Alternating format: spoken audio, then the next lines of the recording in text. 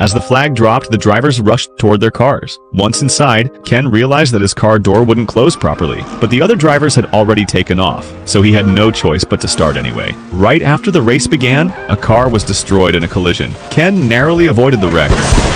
Bloody hell!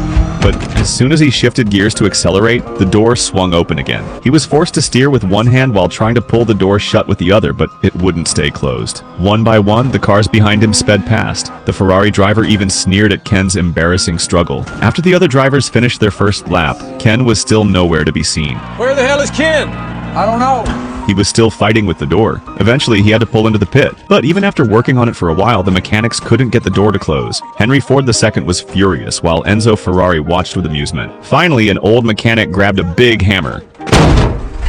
Go, go, go, go! Although Ken had fallen far behind, in a 24-hour race, that delay meant nothing. Under Ken's control, the Ford GT40 unleashed its full potential. He overtook one rival after another, quickly climbing up to 20th place. He even set a new lap record of 3 minutes and 34 seconds. His son watching from home cheered with excitement. By the third lap, Ken was pushing the limits even further, reaching an average speed of 230 miles per hour. The commentators went wild with excitement. Someone tell me the miles per hour! 3 minutes, 31.9. That's Another lap record. By dinner time, Henry Ford II left the track in his private jet, while Enzo Ferrari stayed with his team through the night. Then, heavy rain began to fall. Visibility dropped and the track became slippery and muddy. But Ken kept driving full speed, catching up to the leading Ferrari. Despite the dangerous conditions, neither driver was willing to give an inch. Here we go. Just after Ken overtook Ferrari, the GT40's old problem returned. The brakes overheated and failed. Fortunately, thanks to Ken's exceptional driving skills, he managed to keep the car from being wrecked.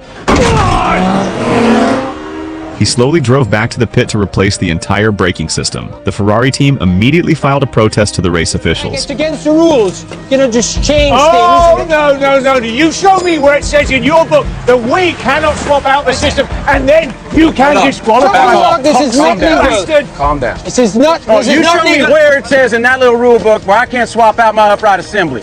A part is a part. Be it a brake caliper, a rotor, or an upright assembly, and I can swap out any damn thing I want to. We read your damn rule book.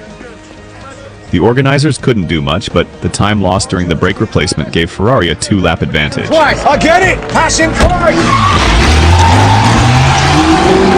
When daylight came, Ken caught up to the Ferrari once again. Both cars roared thunderously down the track, but they were approaching a corner. At this speed, turning meant certain death. Neither driver backed down. It was a pure test of courage.